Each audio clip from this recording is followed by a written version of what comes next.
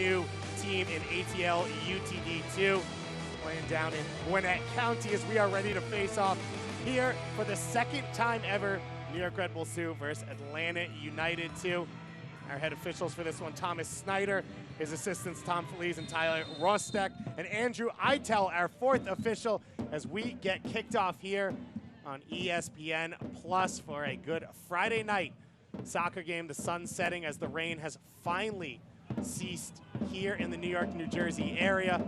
Still plenty of heat though, Hunter, still plenty of heat. Yeah, we're feeling it up here in the booth. Thankfully, the clouds protecting us a little bit right now. Mines running away here early on, gets into the box, looking for the cross, a long touch by Moreno, and it's into the safe hands there of Christensen. That was a good run from Mines. I would have liked for him to be a little bit more selfish. The defender was expecting him to cut it inside. Take a shot there with your right foot. I think you would have had a good chance to get a shot on goal. Long ball over the top here for Scarlett to try and guide out. Doesn't get into the box. Loro finally forced to kick it. This New York Red Bull Sioux team, as we mentioned, struggling in their form right now. They lost their last home game here at MSU Soccer Park 3-0 to Ottawa. They have not won in 5 straight games. And on the flip side for Atlanta United 2, just 2 wins on the season. Tenari breaking through the back line here. And on the right side, looking for the cross once again. And the slide tackle made the exact perfect moment here, out for a corner.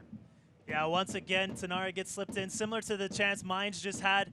You see here, he gets put in behind the Atlanta 2 defense. He's looking to his left to see if he has a runner. Again, I think he's got to be more selfish there and have a shot on goal.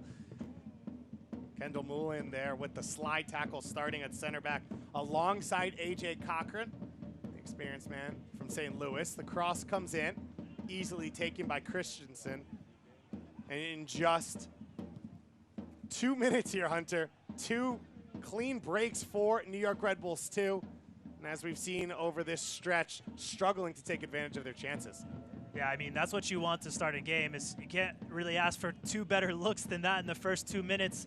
But like you just said, you'd like to do more with those chances, especially those high quality that they just had.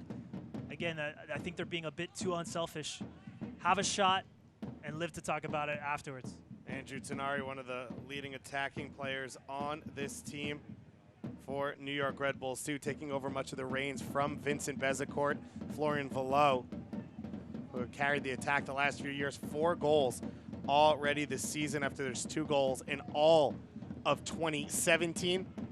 Hunter, if you're these 2 coaching staffs, because they're both in a similar position, you've got very young teams, you're in a bad set of form. What's the conversation like coming into this game?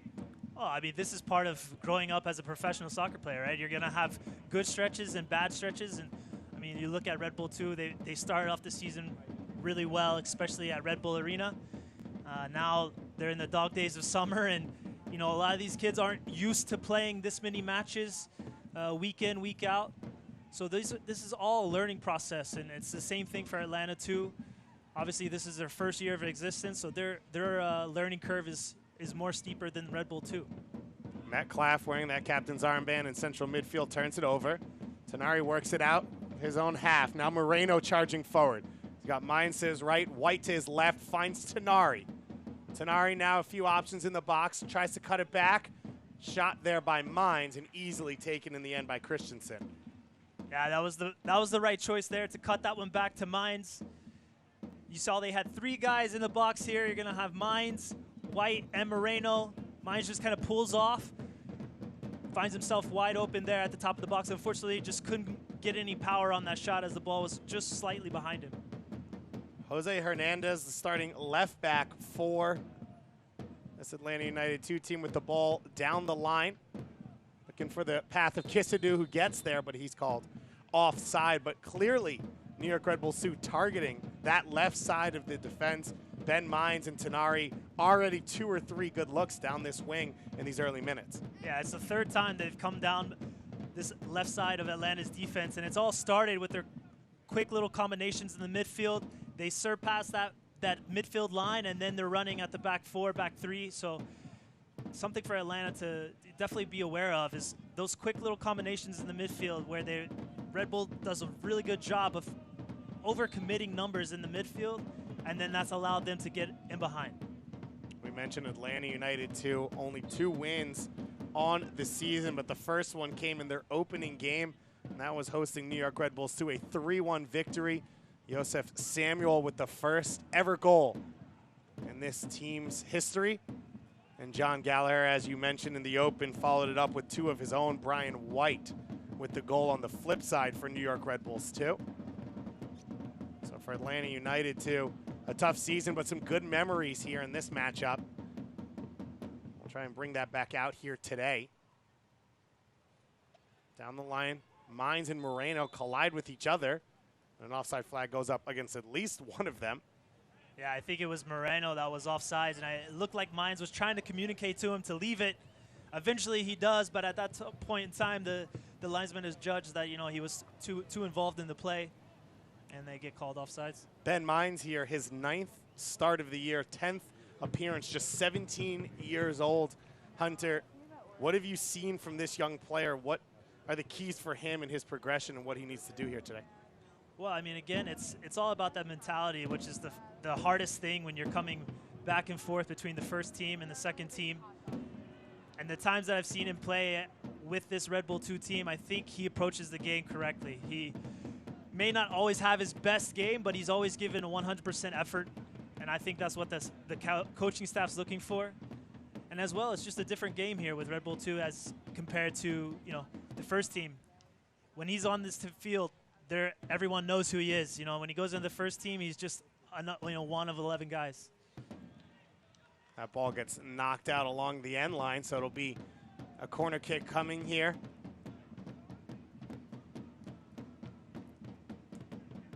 Atlanta United 2 with that quick throw in, pushed out by Jordan Scarlett. It'll be Gallagher to take this corner kick. He's got Laurent Kisidou out there alongside him.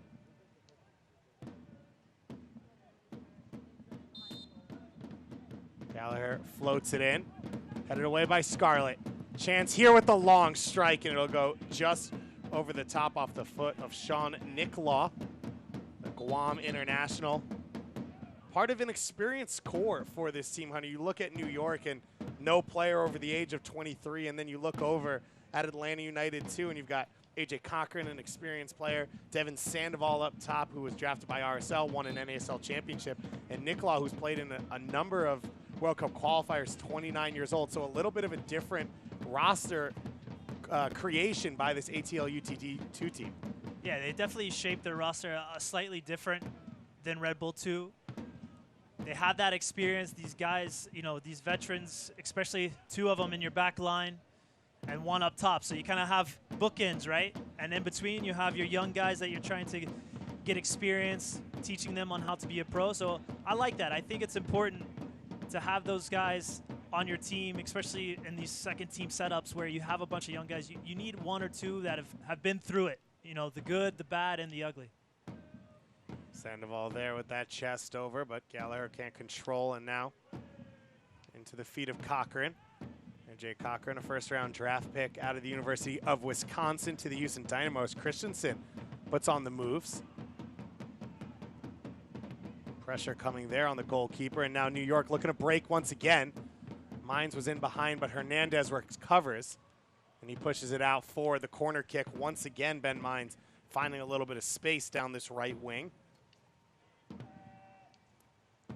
I always say if something's working, especially early on in the game, keep going for it. So good on Red Bull 2 to keep after it. Ben Mines every time he gets that ball, he needs to go 1v1 with Hernandez until he's stopped.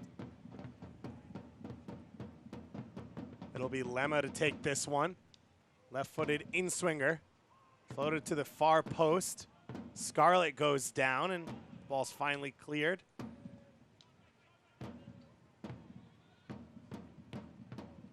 New York Red Bulls 2 in their home white tops with red shorts. ATL UTD 2 with the red tops, black stripes, and black shorts. Of course, Atlanta United coming into Major League Soccer last season with a bang, bringing in some great young talent from overseas. Having some great domestic talent as well. And this team was supposed to come online next year, but they felt like they already had so many good young players. A number of players playing with the USU 17s as well as foreign national teams that they pushed it up a year to try and get some of these guys more experience early on. Ben Mines, the long touch that he tries to chase down, but Hunter, there's no question that right now for what Atlanta United is trying to build is very similar to what New York Red Bulls have already built, as you see Cutler pushing forward and his shot's blocked out for a corner. Yeah, I mean, I think if you want a blueprint on how to run your second team, look no further than Red Bull 2 here. You see this last play, Moreno dribbling across the middle, he lays it off. Cutler does well to join the attack and earns a corner. So another great chance here for Red Bull 2. It'll be Tenari with the outswinger this time. Lands in the box, still alive. Mines gets there and hits the crossbar. Ben Mines with the left-footed strike on that far side. He's not able to find the target. Yeah, here you see, I think it was Moreno that knocks that down. And Mines does extremely well to get to that ball as quickly as he can there on the far post. But obviously he's under a challenge of the Atlanta 2 player and just can't quite wait for the ball to drop down that slight bit more that it needed to, and he hits off the crossbar. And if you're building a plan, Hunter, back to what we were talking about before, of here's a brand new club, and this is how I want to build a second team in an academy structure. What is it from New York with guys like Aaron Long and Bezecourt and Velo that's worked well that you would take? Well, I think, as you said, right, their plan originally was maybe not to start this team till next year. They decided, let's go ahead, get these guys experience. And that's, for me, the most important thing. Get these guys experience. Get them playing games throughout the entire year, not just 3-4 months or, you know, even academy season where they take breaks in the winter and then the summer sometimes. So these are games and travel, and get them used to that, everything that goes into being a professional. Tenari with the layoff. It's stolen away. Handled easily there by Oliver Shannon, the Englishman out of Clemson. Another one of the draft picks this season for Atlanta United. Getting an opportunity to get some minutes here. ATL UTD 2. Kasidu lays it off for Samuel. Atlanta looks to get comfortable in possession. That one jumped by Cutler. White now, trying to find Tenari quickly. Read very simply there by Kendall Moulin. Now Atlanta back the other way. Ball down the line for Sandoval. And Endom's able to close down and make the tackle. Fantastic tackle there from Endom. He was one-on-one with Sandoval, and he beats him to it. Well done from your center back. And now Gallagher cutting in on his favored right foot. And he's not able to get all of that one. One thing I'm noticing early on is Atlanta, they almost have 4 defenders. They have their 2 center mids, and then there's a big gap between those 2 center mids, and then they almost have a line of 4 up top. And that's why Red Bull 2's had so much success in the midfield. Is as soon as they beat that initial 4 forwards that they have a ton of space. But they also need to be aware on the turnover, because there you saw when Sandoval got played in, Endom's one-on-one. They leave those 4 guys quite high. Scarlett pushing that one out to De Vera now. Hunter said New York's pushing the attack. Cutler coming forward. Hernandez wins the first tackle. He's able to win the second as well. Gallagher lets it roll out. Select is the official soccer ball of the USL. For the latest Select products and special offers, please visit www.selectsportsamerica.com or receive free shipping on orders over $50.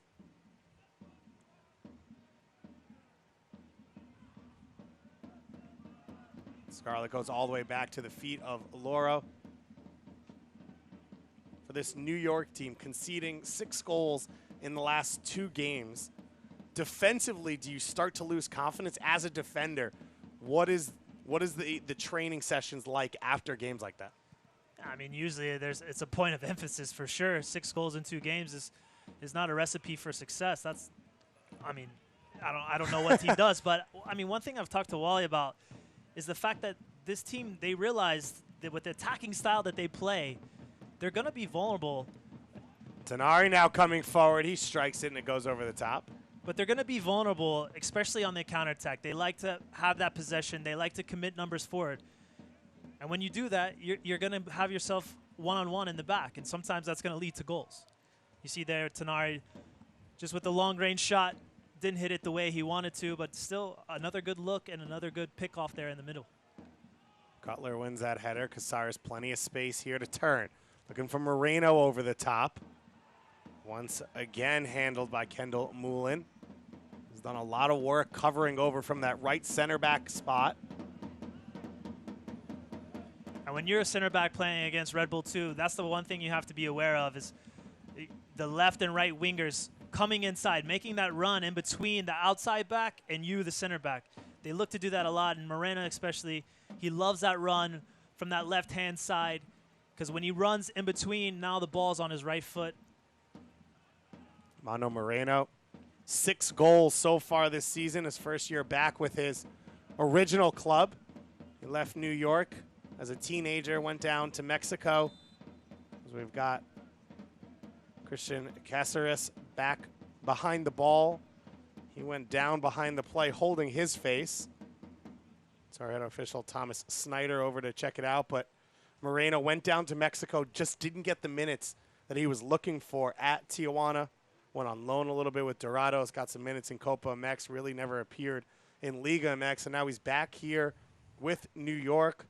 Took a little while for him to get into the starting lineup, but now 11 starts in 6 goals, as you mentioned, for a dangerous player coming off those wings, which is so key to the New York Red Bulls system in general. Yeah, I mean, look, he's a guy who knows this system. He's been in it.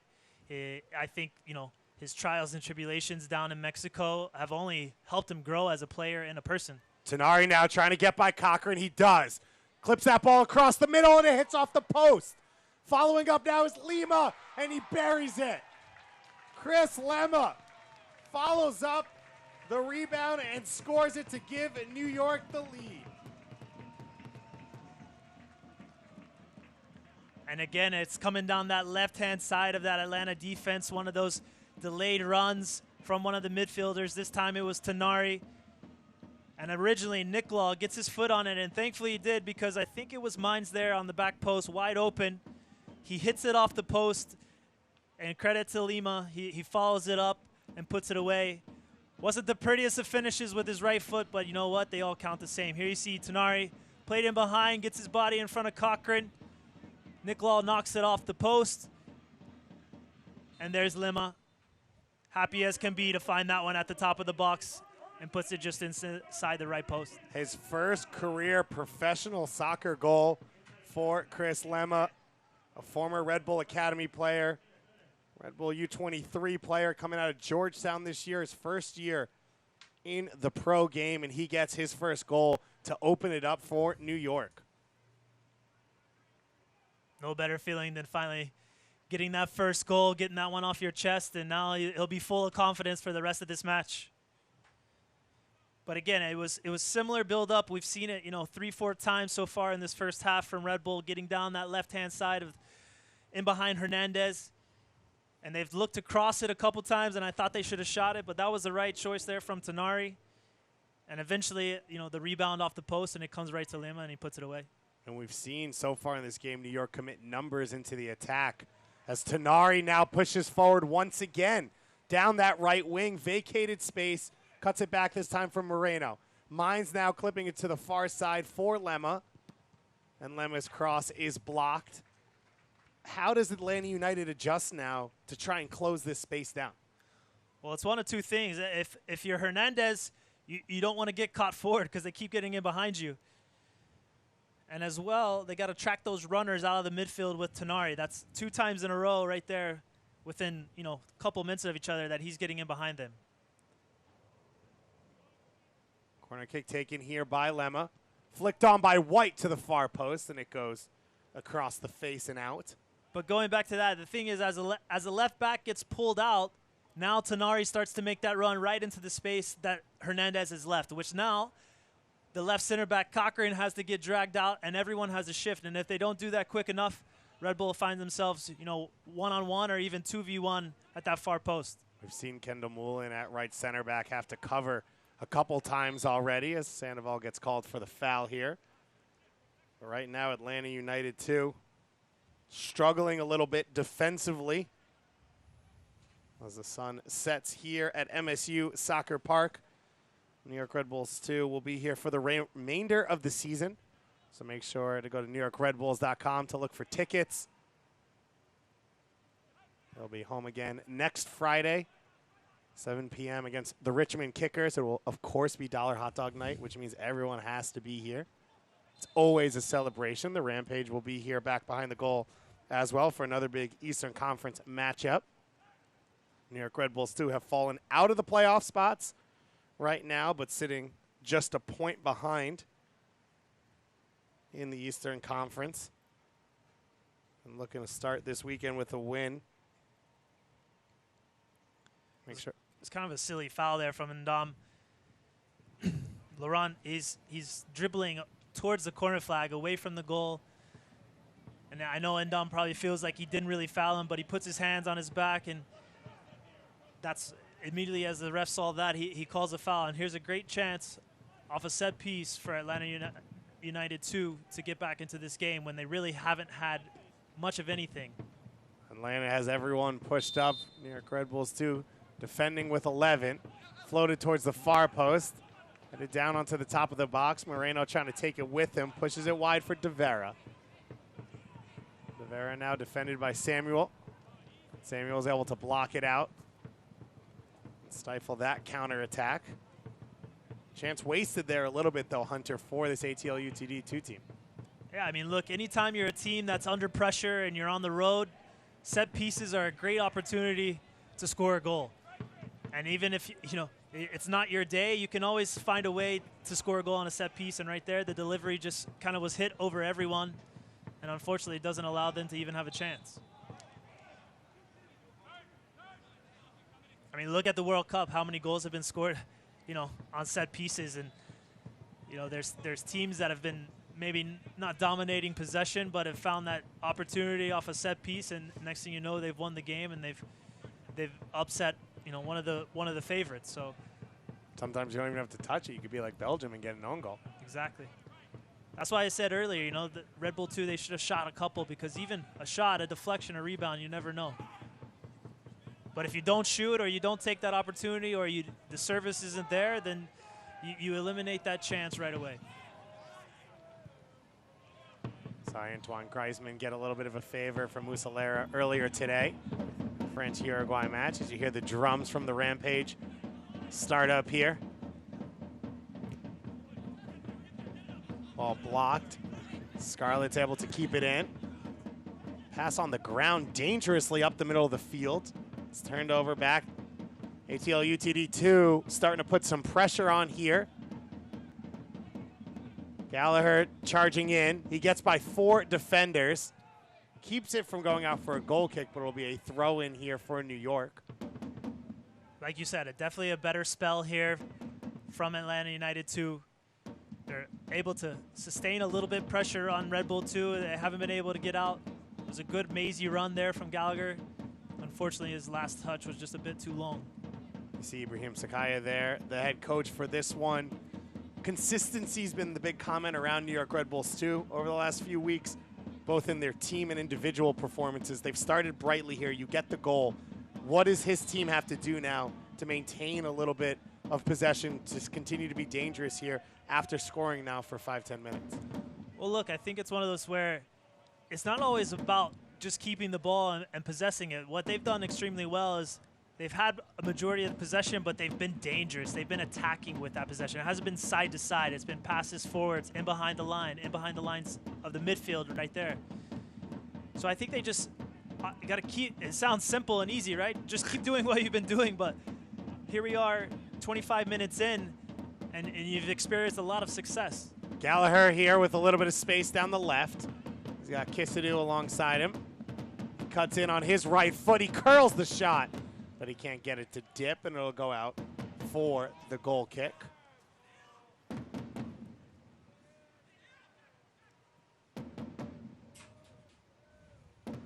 They're Look at this replay here. Gallagher's a few times now cut in on his right foot. Yeah, I mean, really, any of the chances that they've had have come off of his foot.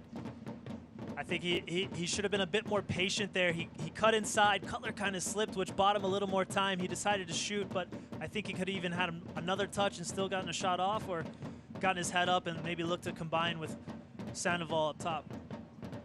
Want to get exclusive video content and photography from across the USL? Make sure to follow the league's official Instagram account at USL Soccer. Hunter, what's your Instagram? Can people follow Instagram, Hunt Free. It's a pretty easy one. Is it a strong content?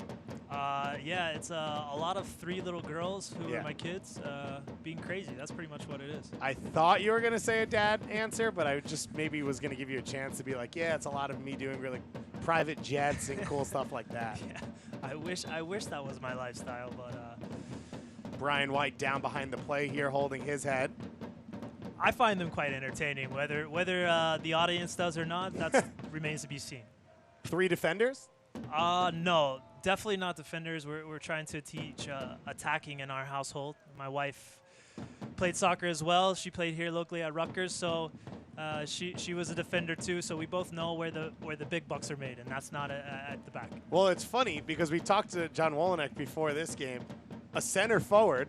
And he said, yeah, I've had more success now, it looks like, coaching defenders. Aaron Long coming through, one of the big pieces, but other defenders as well. The opposite. So now you're trying to go in the other direction. Oh, yeah. I mean, look, I think the easy transition is from forward back. That's what happened to me as a kid. I started off as a forward and then a midfielder and then eventually a defender. So I think you got to shoot for the stars. And also, my middle daughter, there's not much defense in her. She's very tenacious, but she definitely enjoys. She's already realized the glory you get from scoring a goal. The goal celebration. That's right. If you were, though, when you talk to young players and look at young players, because a lot of guys out here, they play number 10, they're number 9s, they're out on the wing, and you look at players like Samuel and Kisadu and Tenari and White, there might come that time, though, where you have to make that decision. Was the conversation like of, hey, we're going to shift you back a little bit, or we think maybe you fit here at a different position? To be honest, it's usually not a very fun one for the player, because if you're an attacker, that's what you think in your head. You want to attack all day, and when that initial conversation comes to you, whether it's the coach or director of the club, whatever it is, and they tell you they want you to move back, and of course they try to sell it to you. White coming forward here off the turnover. It's knocked away by Cochran. The goal line clearance by A.J. Cochran keeps it at 1-0 New York. Yeah, well done there from Cochran. Just comes off a bad turnover here, gets caught on the ball, dribbling out of the back. White finds himself 1v1, and thankfully Cochran was covering his keeper there and clears it out for a corner. New York not able to direct that one on goal, and it'll go out for a throw-in. But what I was saying is usually that initial conversation is not a fun one for the player. And of course you're going to get sold on, look, we think you can do all these things from this position that maybe you couldn't do here. But then it just becomes down to the player and your mentality, and how can you maybe reinvent yourself a little bit? How can you take those attacking qualities and add something, you know, maybe defensive? And for me, that's what it was as an outside back. Lemma here with the shot. Feeling like confidence from the first goal. I realized as an outside back that I was really the first line of attack for the team. And as soon as I kind of got that in my head, then I started to, you know, really develop my own craft and watch the players that I liked, wanted to emulate. Shannon gets that one wide for Kendall Moulin. As New York Red Bulls 2 press high. What was the toughest transition? Was it attack to midfield or midfield to defense? I would say probably attack to midfield. Or, I don't know, they're both hard. The thing I say about midfielders is you can be so aggressive as a midfielder when you're defending because you still have 4 guys or 3 guys behind you. As a defender, that's the thing, is you want to be aggressive, and you are in your nature typically as a defender, but you also have to have some cautiousness, because if you get beat, oftentimes there's not someone behind you, and that'll lead to a goal, and then that'll lead to you not being on the field for much longer.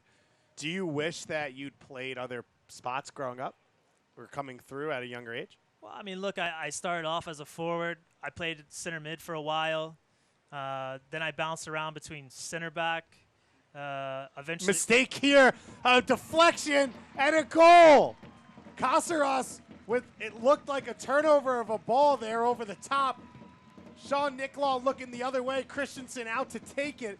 Bounce off the back of Nicklaw and was bundled over by Armando Moreno. Yeah, again, Atlanta United too, you know, their own worst enemy here. Just like that chance we saw White had where he was one-on-one. Here's a ball over the top from Cáceres, and I think it's just a miscommunication. I'm not sure. It looks like Nicklaw was trying to let the ball go for his keeper, and it just hits his foot, and the keeper was already moving out of his area to collect the ball, and as soon as it hits Nicklaw's foot and changes direction, Christensen's, you know, he's left for dead. And Moreno, there he is, probably one of his easier 7 goals of the season. Team leading 7th goal now for Moreno. Atlanta United 2 settled down after the first goal. They had 5 or 10 minutes of sustained possession and attack as Gallagher gets forward now. But New York Red Bulls 2, over the last 5 minutes, we've really seen that high press come into effect, force a few mistakes, and that one, Moreno just in the right place at the right time. But you also have to give Moreno credit because a lot of times as soon as that ball goes over his head, you know, most guys will start jogging or maybe even, you know, turn the opposite direction and think that, you know, there's no chance in it. And he pays attention, he keeps running it down, and obviously the bounce goes right to him. Gallagher clips this one into the far post. Headed over the top as Atlanta United 2 now trailing 2-0 here with about 15 minutes left in this first half as the sun sets on this beautiful summer evening at MSU Soccer Park. Atlanta United 2 will have to push the comeback a little bit here. And Hunter, I asked you about positioning and where to play because you look at a lot of these young players, and Tyler Adams, an example on the New York side, playing fullback as he came up just to get minutes, but maybe that's not his position in the end. Andrew Carlton on the Atlanta United side still looking to find his feet at the pro level, but dominating at the U17 level. And it's tough for young players to get playing time. A lot of times it feels like they come in and they're unprepared to play a different position than the one that they grew up starring in. Yeah, I mean, I think if you look at if you're comparing Adams and Carlton, I think it's a perfect example of, I've only really seen Andrew Carlton play 2 positions. And I know his favorite position is out wide where he can get isolated one-on-one. And then you see him when he drops down with the academy teams or the national team, he plays inside as well sometimes.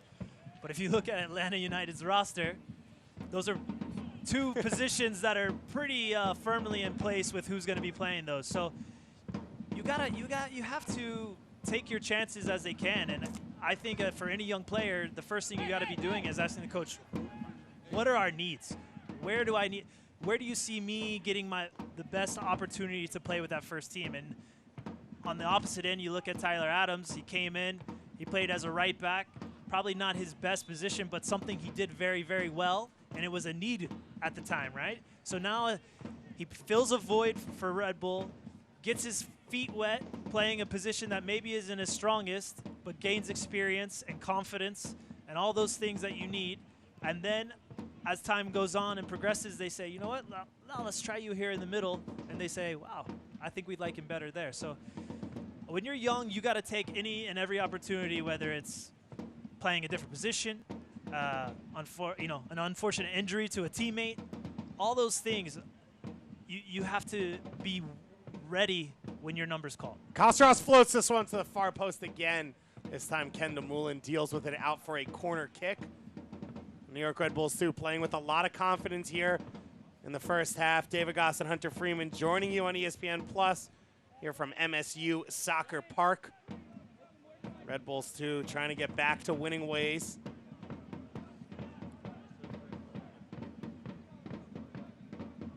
That'll be Tenari to take. A right-footed in-swinger. Floated to the top of the box. Cutler with the volley. Christensen pushes it wide. Atlanta United 2 then fouled in the box. But a beautiful play there. Tenari for Cutler, the former number 10 in college, as we've been talking about, now playing at right back, but showing that technical quality. Yeah, that one was definitely drawn up on the training ground. And what you didn't see in that replay is Indom started his run from the far corner of the 18. And he starts his run, which drags the defender, and all the attention's on him, obviously, because he's such a big target. And there you see Cutler. He's left alone at the top of the box with no one.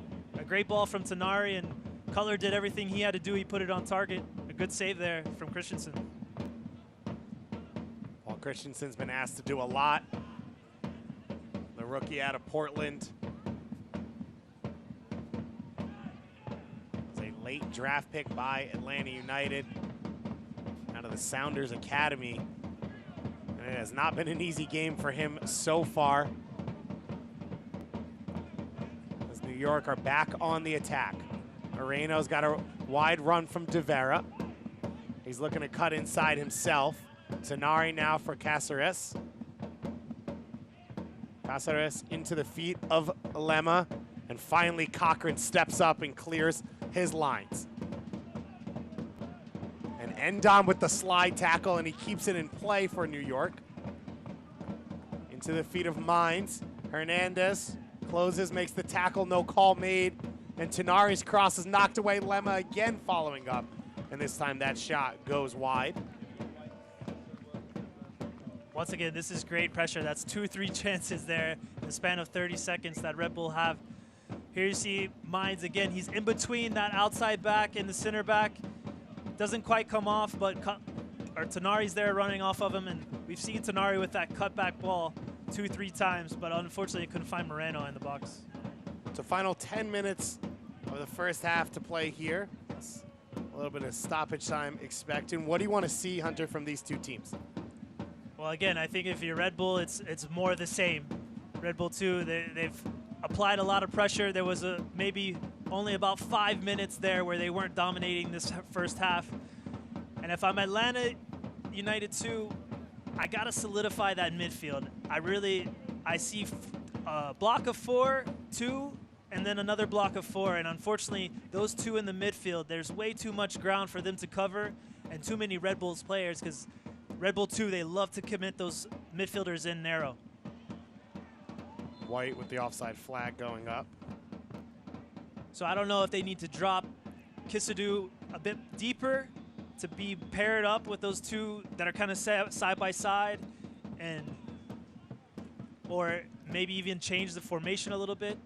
You look at the bench for ATL UTD2, Nico Karat, your backup goalkeeper. You've got Kevin Barajas and Alessandro Castro, Will Crane, an interesting one, Chris Goslin, who could come in and play as another defensive midfielder, Lagos Kunga, a forward on the bench, and then Blake White, the young Jamaican international out of the academy. As that cross is knocked away by Scarlett, follow-up shot from Metcalf is blocked, and it'll go out for a corner kick. An acrobatic clearance there from Scarlett to save the day. Yeah, and it was much needed, because once again, it's Gallagher, the guy who's been the most dangerous player on the field for Atlanta United 2. A fantastic ball. And credit to Scarlett for getting that one out. Second chance here. Kisadu looking for an opening. His cross is blocked and then taken by Tenari. He pushes it up the line for Mines. Ben Mines, the young Red Bull homegrown, scored in his first career MLS game against the Portland Timbers earlier this season. He's been stirring the pot here in this one for New York Red Bulls too.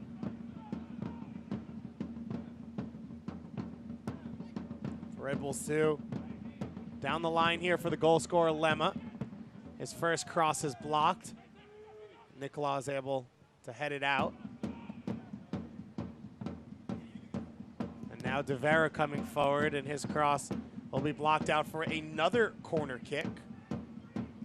Talking about Mines, though, I mean, that's what you expect from him, right? If you're looking for him to really contribute to the first team, as an attacking player playing at home, you need to be dominant. You need to be running at your guy.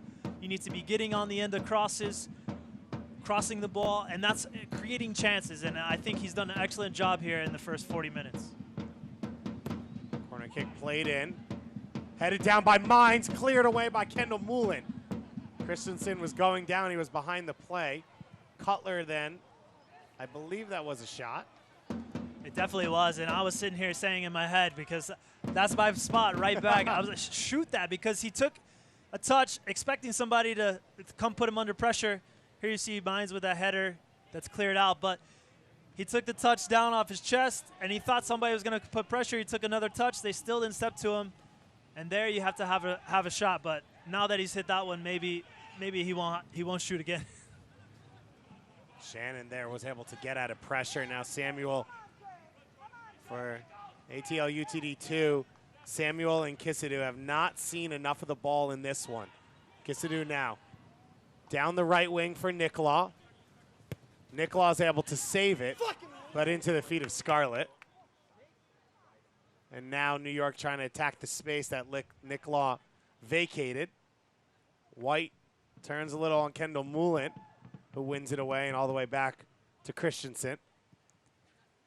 Yeah, that was unfortunate there from Kisadu, because he's got the weight of the pass has to be better for Nicola, because Nicola was in. It was a great opportunity. They had numbers in the box, and unfortunately he just overhits it, and Nicola can't really catch up to it and put anything on it. Cutler with a fine defensive play with that ball over his head.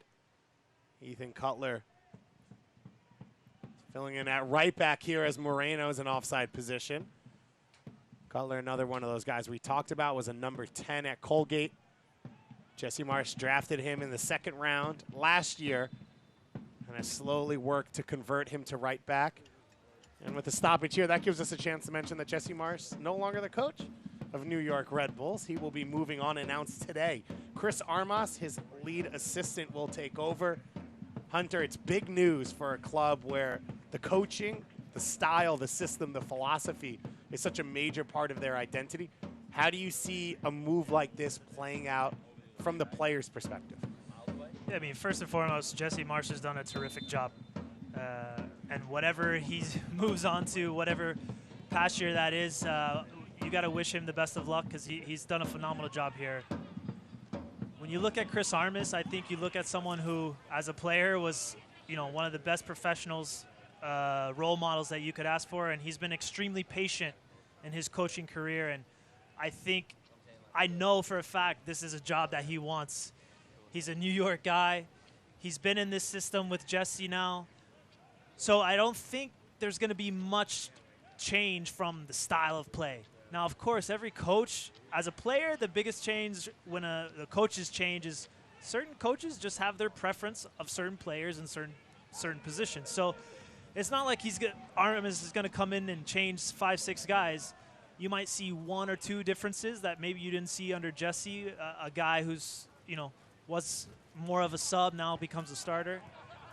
Moreno charging forward, has it knocked away.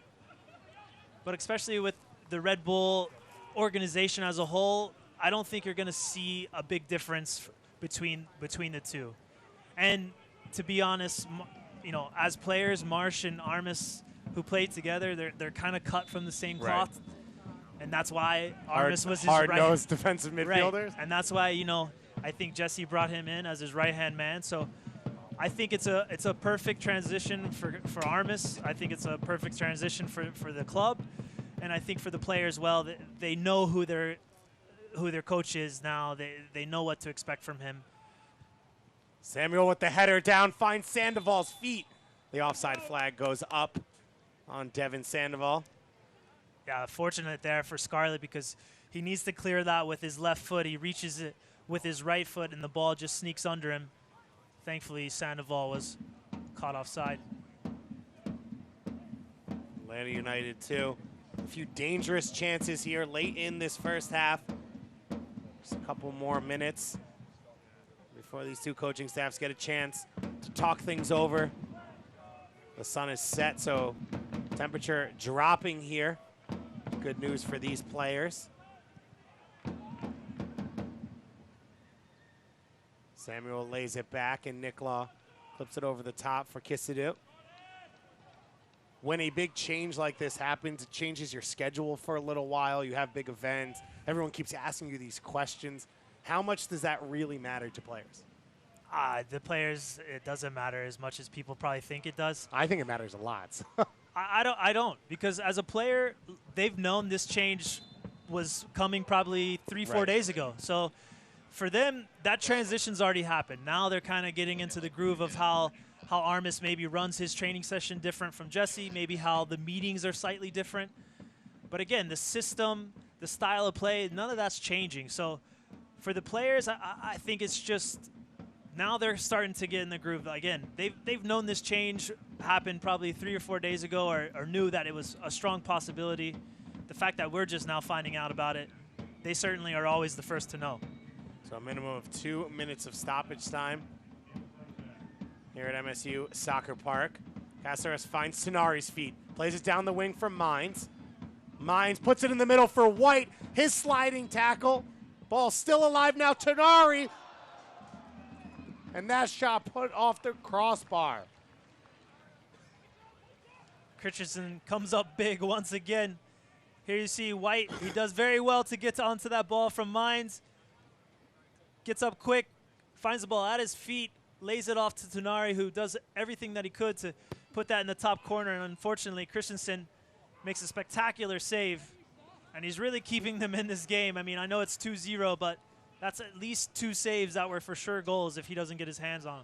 And you saw, similar to Moreno, Brian White not quit on that play after his initial attempt, finds Tenari's feet. And a golden opportunity. And as you said, Christensen keeping his team in it.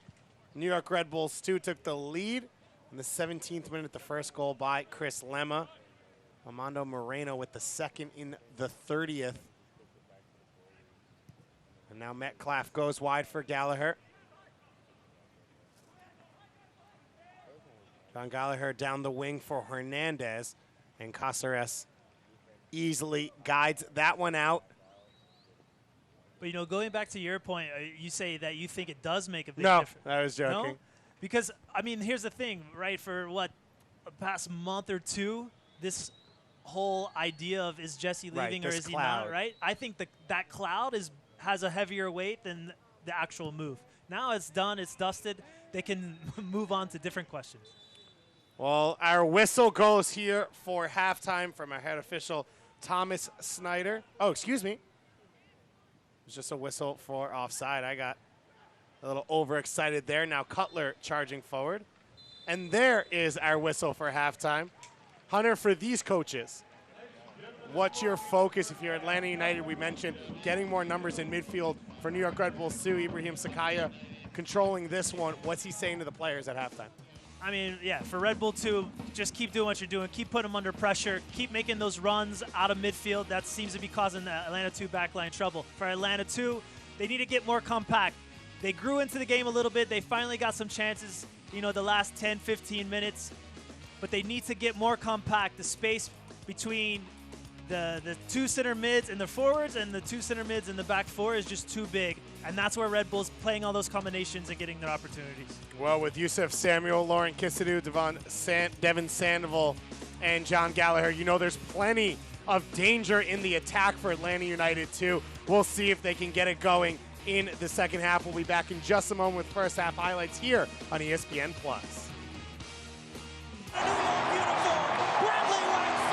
With MSG Go, the game goes where you go. So you can watch live Red Bulls games anywhere you want. It's free and easy because if you get MSG, you get MSG Go. Watch your favorite team wherever you are with MSG Go, presented by Lexus. Download it for free where you get your apps.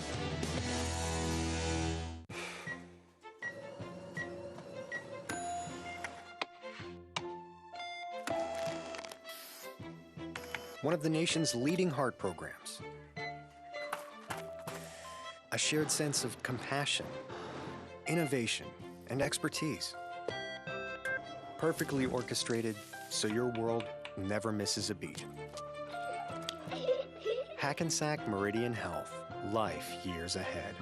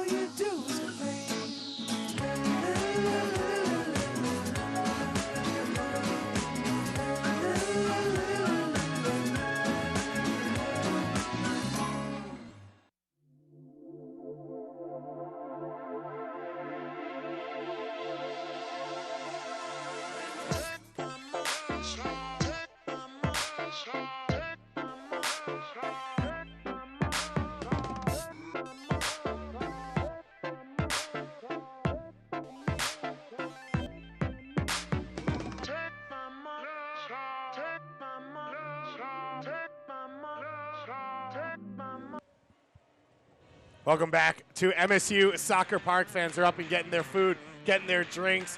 Hunter, coming into this game, there was 2 players that we were focused on to see could they change the game for this team. Christian Caceres for New York Red Bulls 2. He's done it so far. Yeah, I mean, he's had what I would say a quiet game, but he hasn't put a foot wrong, and a lot of that has been because Red Bull 2 have been attacking for much of this first half. But he's been there to win those second balls that pop out and keep that pressure applied to that Atlanta 2 defense. He floated what looked like a tame ball in that ended up being the second goal in this one, as Armando Moreno was able to put in that deflection. On the flip side, John Gallagher, we mentioned 2 goals the first time these 2 teams matched up, and you could see why. Loves to cut in on that right foot, finding a lot of space. Yeah, tonight you see him there on the left-hand side, and he was really, for me, Atlanta United 2's best player in that first half, and almost every chance or opportunity came from his foot or his runs. Very good 1v1. John Gallagher, 5 goals, leading the team for New York Red Bulls 2. A big chance to get a victory here to start moving up the table. And then next week, Richmond Kickers, another team struggling in the Eastern Conference here at MSU Soccer Park. Another must-win game, as New York Red Bulls 2 has this 3-game homestand, and they're looking to start it off with a victory. An early goal by Chris Lemma, his first professional soccer goal, and then Armando Moreno, his 7th of the season. We'll be back in a few moments with your USL Team of the Week and first half highlights here on ESPN+.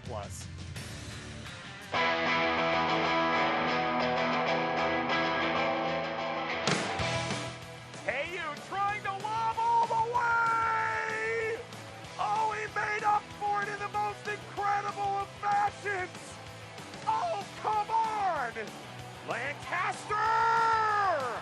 Cameron Lancaster! A dream of a goal! Yeats inside the area. It's Hamilton! What a finish! Jordan Hamilton! What a strike! Depersky getting in behind.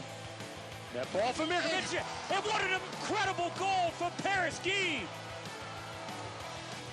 Cordell Cato, oh my goodness, what a finish! Across the middle. Obanawi with the insurance goal. There it is! McInerney, good looking ball. Jack McInerney. Just dinks it back in, flicked on. Krisnenko!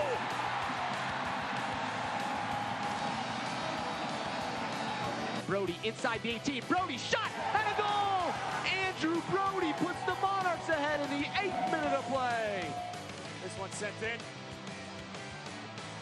Great effort! Tampa Bay equalize in the 90th. It's Damo Duro in his rowdy debut.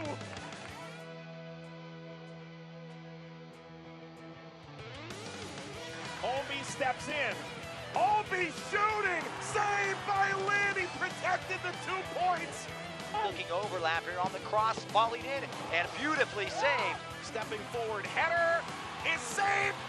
Von Williams just barely knocking it away from Doyle. Brandon Allen! Garces kept it out. Here comes Fresno. Cooper! Safe keeper. Cohen gets in behind.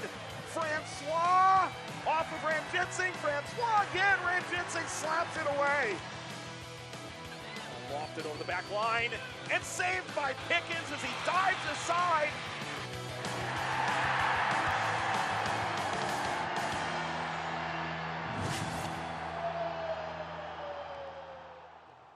Incredible week of action in USL play as Nazmi Al-Badawi, another goal of the week for him as he continues to rack them up. What a volley there, Hunter. Yeah, I mean, what else can you say? When you hit the ball like that and you keep scoring goals like that, you're going to win goal of the week every week. And he's been on fire, and so has that Cincinnati team. A tremendous goal from the top of the 18, and someone like Al-Badawi who he's got that extra touch of class. FC Cincinnati leading in the Eastern Conference. And then on the flip side, Karl Wozniacki keeping Phoenix Rising in the top 2 of the Western Conference. 7 saves and a shutout against Orange County. Yeah, Yeah, and here you see some of those saves that he's made. Did well on that first one to get off his line quickly and cut down the angle. Big performance from him as the Phoenix Rising continue to push Real Monarchs in the Western Conference. And it is going to be a fun race towards the end. You look at the team of the week here. One of your former teammates sticking in there, Hunter and IOZ. Yeah, IOC had 2 assists on both their goals and gave Nashville their first loss at home. So good to see him still contributing and getting to the attack. And you look up top, Cameron Lancaster, that 45-yard wonder goal against this New York Red Bulls 2 team, 2 goals in that 3-3 draw. And Efrain Alvarez, just a teenager and currently just dominating USL action. One of the best young players in the region. A lot of good young players on display here. And you look at New York Red Bulls 2 out shooting. Atlanta United 2 heavy, 16-5, 6-1 shots on goal. Atlanta United 2 a little bit more possession, and Hunter, that's actually hurt them at times as New York Red Bulls 2 have pressed them into mistakes. Yeah, and as I said earlier, you want to possess the ball, but you also want to be moving forward with it, right? So you look at the difference. I say Red Bull 2 dominated that half for much of it, maybe 5-10 minutes. Atlanta United 2 had some chances, but that possession that you said, you saw it cost them almost twice. Once the guy the center back got picked off, Brian White doesn't finish his chance. The other one, a little miscommunication, takes a ricochet off Nicola, and they find the goal for the second one. We'll see what happens here in the second half. As we mentioned, plenty of firepower on this ATL UTD 2 team. Looking to help this team break their duck here, try and at least get that first goal and start pushing for the equalizer. We'll be back in just a moment here on ESPN+.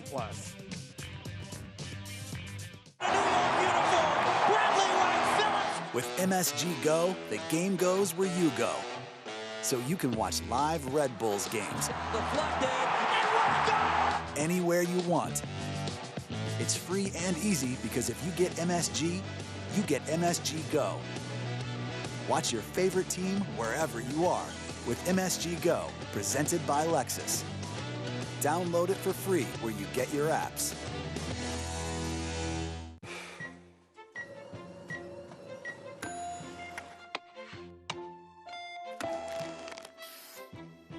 One of the nation's leading heart programs.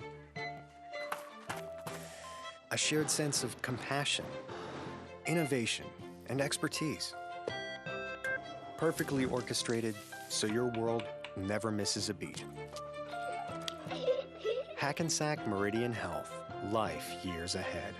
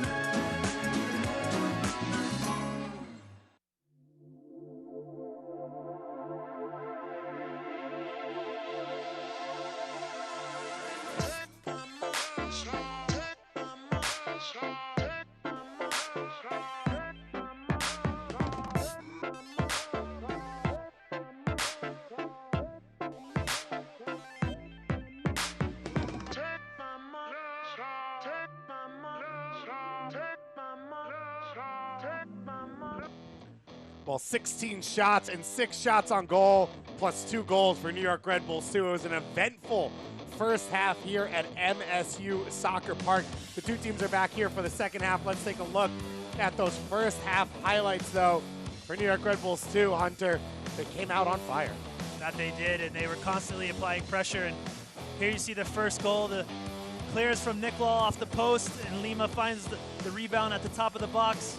But this was what, maybe this third, fourth time that they had gotten in behind Atlanta United 2's left side of the defense. And again, Nicola does everything he can. There's not really much else you can ask for him to do there because he doesn't put it in the back of his net. And there you see Lima with the finish, and he almost scuffs it a little bit into the ground, but that little hop actually is what gets it over Christensen. Lima, his first career professional soccer goal New York not slowing down on the attack. A fortunate bounce here, but Hunter was a matter of numbers. New York putting in a lot of dangerous balls, having a lot of shots, and finally getting a lucky bounce.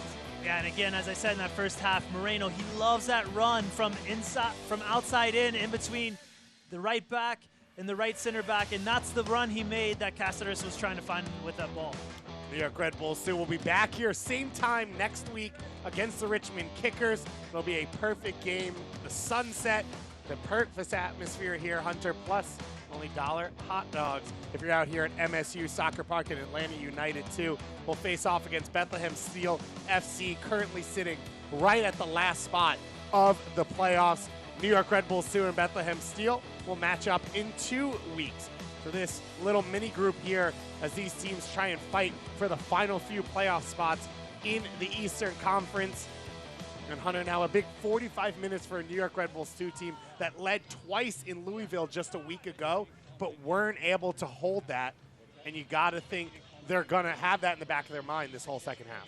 Yeah, it'll definitely be on the back of their minds, but I think it's two completely different teams. First of all, you were in Louisville, one of the top teams in the USL, at their place. Here, you're at home, you're in the friendly confines, and you're playing against Atlanta United 2 team that's at the bottom of the pack. So I think you just, again, it's easier said than done. Keep applying that pressure that they did in the first half. Keep finding those late runs from the midfield in behind the back four and those quick combinations in the center, and they'll be just fine. So substitution here for ATL UTD2. Chris Goslin coming on to start this second half. We mentioned the young homegrown player, the second homegrown signing in Atlanta United history. It looks like he will come on in that holding midfield position in place of Jack Metcalf. The captain's armband will go back to AJ Cochran. So you mentioned that trouble area in that defensive midfield, and an agreement there from Scott Donnelly, and he looks to make a change right out of the halftime whistle. Yeah, I mean, I think he saw the same thing that we did. And I think the reason maybe you don't see a change in formation, but just a straight swap in player for player, is because of those last 10, 15 minutes, they started to have a few chances, opportunities offensively. So I think he wants to give these guys another 10, 15 minutes, see if they can right the ship a little bit, and then make his decisions from there. Chris Goslin, one of the bright stars of the USU 17 team that went to the quarterfinals of the 2017 U17 World Cup, started 4 of the 5 games in that holding midfield position, covering a lot of ground, but a true defensive midfielder. Coach Donnelly will hope that he can bring those qualities to the field right now, making his 12th appearance here in USL. Well, he'll definitely have his hands full covering a lot of ground, because that's what I said in the first half that they were not doing very well, is covering all that ground in the midfield, where Red Bull 2 like to commit those numbers centrally, make those short, quick combinations, 1-2 touch. So it'll be interesting to see what he brings to this Atlanta United 2 team and how that may differ from what they had in the first half. New York Red Bulls 2 bring out the same lineup as they've had throughout the first half. Kendall Moulin wins that header. Now Tenari pushing it forward. He slides it in for Cáceres. The save by Christensen. The follow-up by White is off the crossbar. It fell to the perfect man in Brian White, your center forward with 6 goals this year, and he couldn't finish. And once again, it's those 1-2 short passes, combinations in the midfield, the late run from deep from Cáceres. And then the ball finds Brian White's foot, and it's one of those where I think the goal was so big and so open, he thought, oh, I've just scored, and unfortunately, he hits it just over the top. Not as easy as it looks, but definitely one that even Brian White will tell you he's got to put away. But right out of the whistle, Hunter, exactly what we saw in the first half. Space down that right side for New York to attack into. The runs out of midfield from Tenari, and this time Cáceres causing the danger. And I think that's the problem, too, for Atlanta United, too, is that these runners from midfield between Cáceres, Tenari, they're not sure which one's going to make it. It's not the same person every time. So when they look up, they're looking for Cáceres, and now it's Tenari that's making the run behind. The next time, it's the opposite, and that's what throws teams off because it's unpredictable. The more predictable you become, it's easier to defend against you. But when players are popping up in different spots, different players are making the same run, that's where it becomes troublesome as a defender. So it'll be Lema to take this corner. He drills it in. It's headed away and out for another corner kick for New York. Brian White, 6 goals this season. But he's gone over a month without a goal here, getting the start up top. As New York Red Bulls do let Stefano Bonomo go.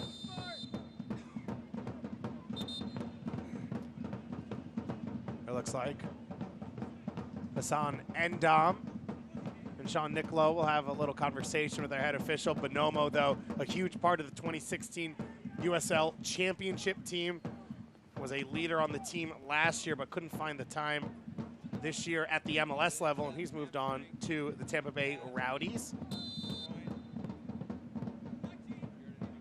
Tenari's corner kick. Second chance now here for New York, and it's finally cleared by ATL UTD 2. Kisadu showing his wheels. The young Atlanta United Academy player floats it towards the far post. That ball won't make it to Gallagher. And Cutler slides it away. Yeah, that was well done from Kisadu because he was the only one even close to that ball for Atlanta United too, and he did very well to cut inside. Dangerous turnover here. Moreno now charging forward. Kendall Moulin trying to defend. Off to the feet of Tenari, and his shot knocked over the top of the crossbar. And again from Atlanta United too, it's a turnover, right? They're shooting themselves in the foot. And again, it's that guy Christensen keeping them in the game. Well done from Moreno. He goes at his guy, makes the right decision to lay it off to Tenari, who's open at the top of the box. And that time Tenari hits a good shot. Unfortunately, it's just right at Christensen, who tips it over the bar. Lema will take this. Corner kick, all 11 players back to defend for Atlanta. And it's flicked on by Scarlett, and it'll go out for a goal kick in for Christensen. The saves he's made in this game, that second goal, being a little bit soft, has to really kill, because he has stood on his head at times to keep his team in this one. Yeah, he definitely has, and like we said on that second one, there's nothing he could have done. Maybe it's a little bit better communication, but it looked like Nicolo was just trying to get out of the way, and he didn't, unfortunately, and the ball changed directions, and Christensen had no hope after that. You could see the frustration there from Samuel, the miscommunication between him and Gallagher. And this tackle falls to the feet of Ben Mines. Mines with the right-footed shot, and he's not able to make that one dip. But you just don't see a flow in the attack right now for this ATL UTD2 squad. Those pieces trying to move, Gallagher and Samuel trying to come off the wing, similar to what we see on New York's side. They just haven't been able to link up. Yeah, I mean, it's more individuals one-on-one for Atlanta United. They're trying to get isolated out wide and hope that they can beat their guy one-on-one. Whereas with Red Bull 2, you see that flow, those combinations in the midfield, 1-2 touches, the runners from deep. You know, they're coming at this Atlanta United 2 team 2 or 3 different ways. Kisadu here forces the turnover to the feet of Samuel. De Vera able to tackle it away, and then Samuel comes back to clean up his own mistake, and it'll go out for a New York Red Bull 2 throw-in.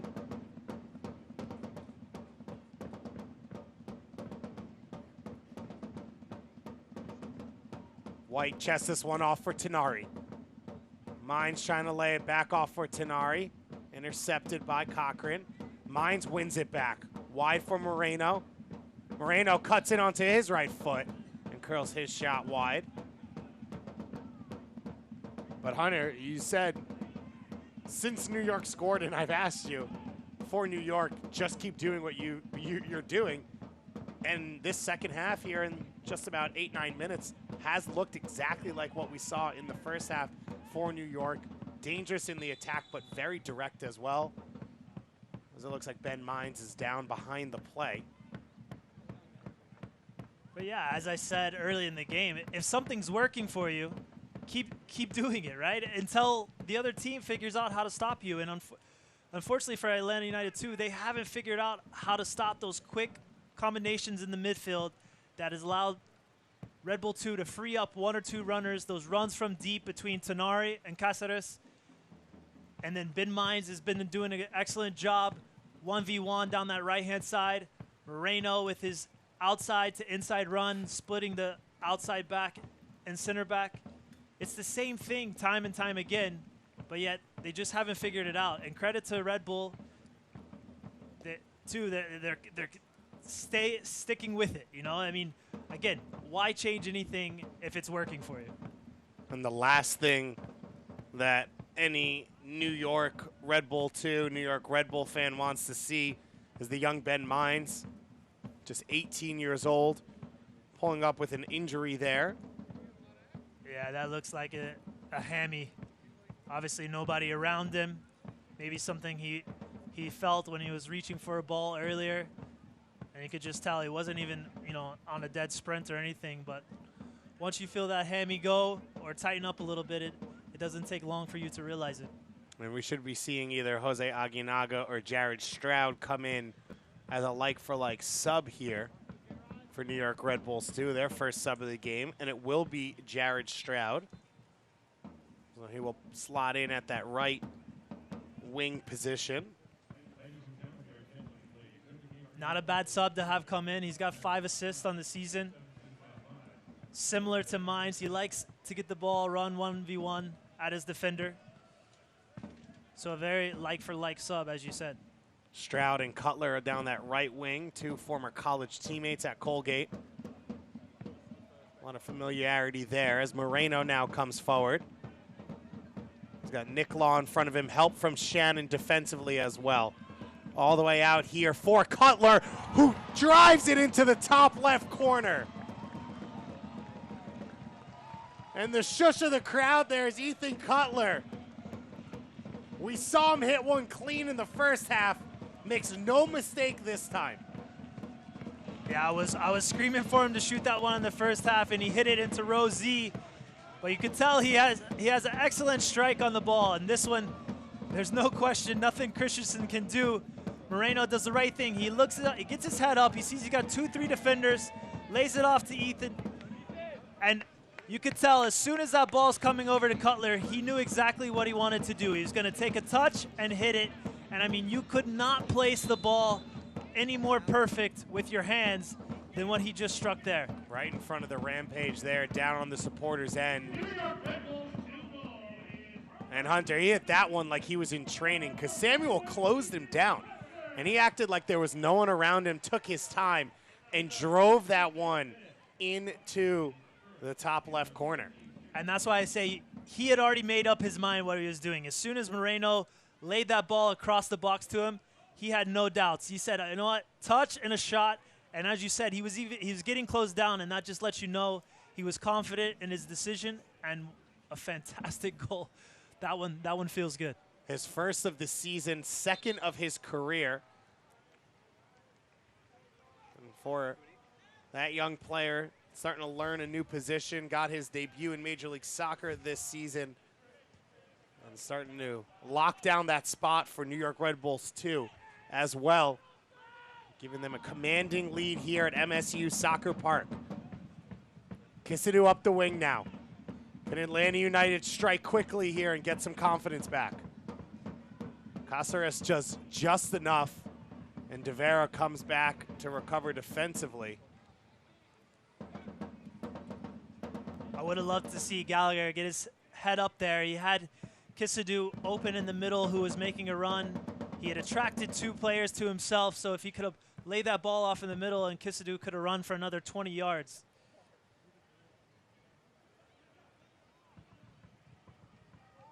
Ball over the top.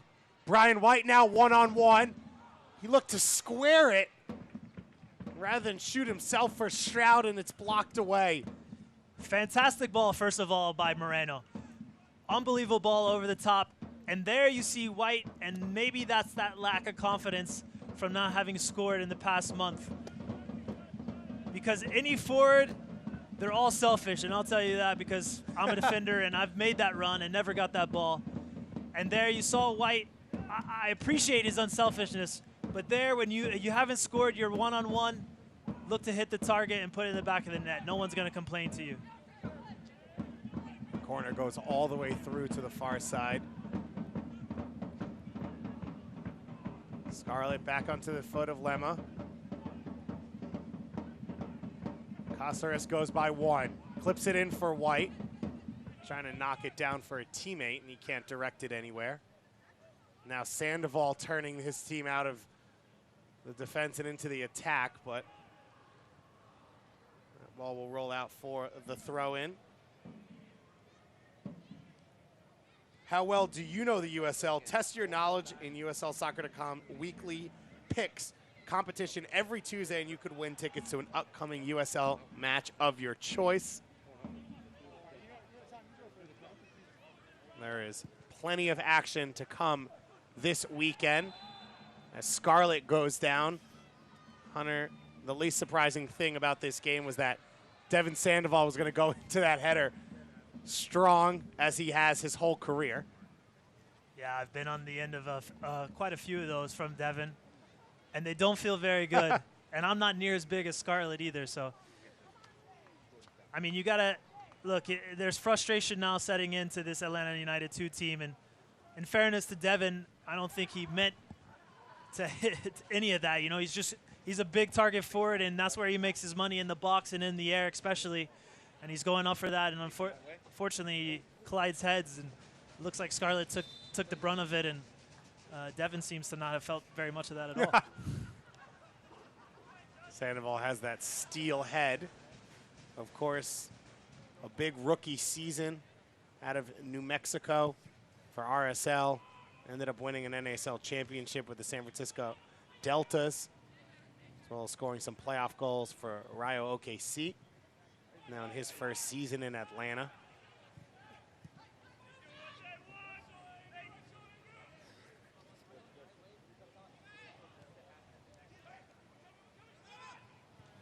Kendall Mooland, the dangerous play there, but he's able to get his team out of pressure. Kissadoo with a beautiful touch, drawing Scarlett into the foul. And that's well done from Kissadoo. I like that because it seems every other time that they found that outlet to Kissadoo, it's been one touch, and now the second one he's looking to play over the top to Gallagher.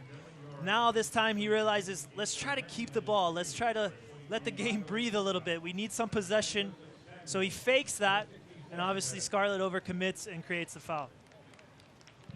So Josef Samuel scored a goal the first time he played against New York Red Bull 2, but he won't be able to follow it up the second time as he comes off. And Lagos Kunga comes on here, another one of the Atlanta United homegrown players, one of the players that they are very excited about. He's got one goal so far. This his 13th appearance in USL this season. And I think that's a good switch for Atlanta United too. Samuel was quiet tonight. He just couldn't get it going. You saw they tried to even switch flanks, him and Gallagher, the second half to see if maybe something different. So I think that's a good change, add a bit of life into the attack, and hopefully Kunga can provide that. Kunga, one goal so far this year, made 2 appearances for the Charleston Battery last year, but has been a big player for the U.S. Youth National Teams, going to the U20 World Cup with them, and made an appearance in the U.S. Open Cup for Atlanta United. I believe it was against Miami. You're right, it was. Do you know anyone who's played there? I might know somebody. Gallagher floats this one in. Loro's not able to take it. It's alive in the box. And then the whistle goes. Gallagher's got his arms up as the Sandoval asking what went wrong. Loro coming out Doing just enough as the call goes against Sandoval. But that's better service from their set piece from Atlanta United 2. And again, when it's not your night or you're facing a tough opposition as Red Bull 2 has proven tonight, those set pieces are fantastic opportunities to find goals and to find your way back into this game.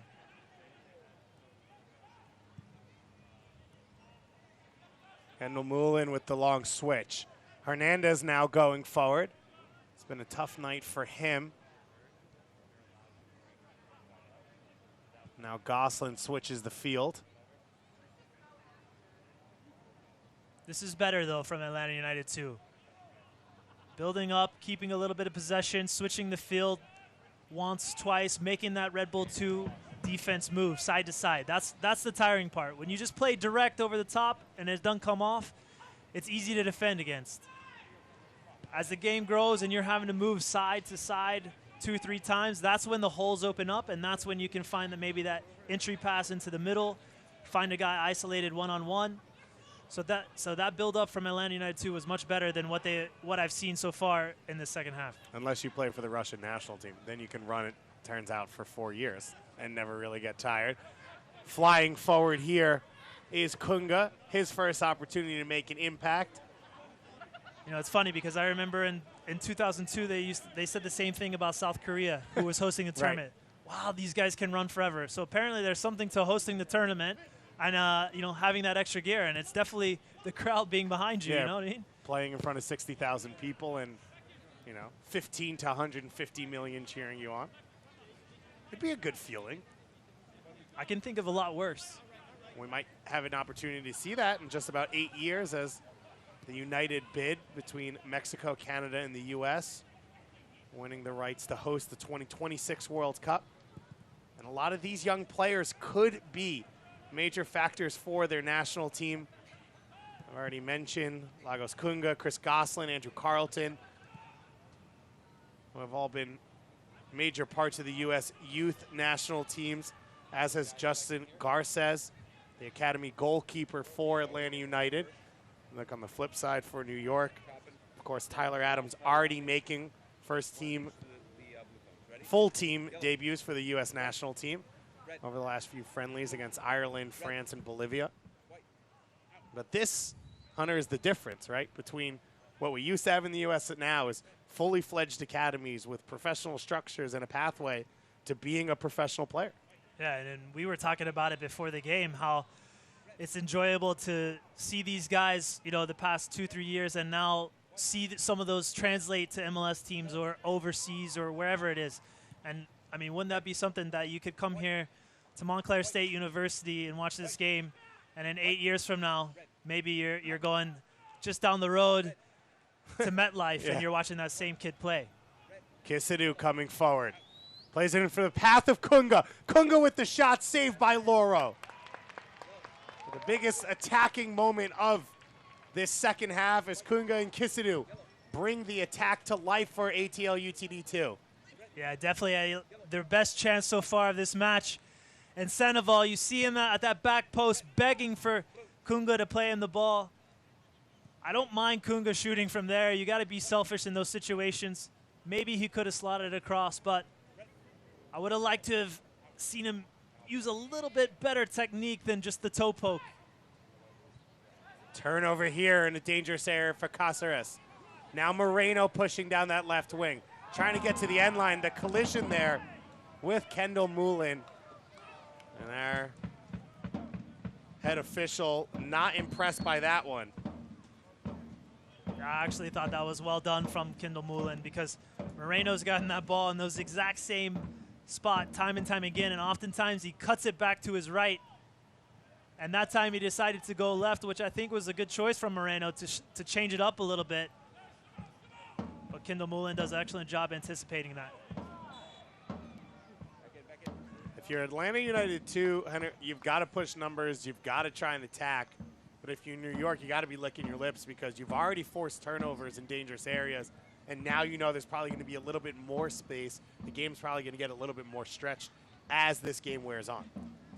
Oh, you said it perfectly there. I mean, as this game goes on, they're going to have to push to try to get a goal to get back in this game.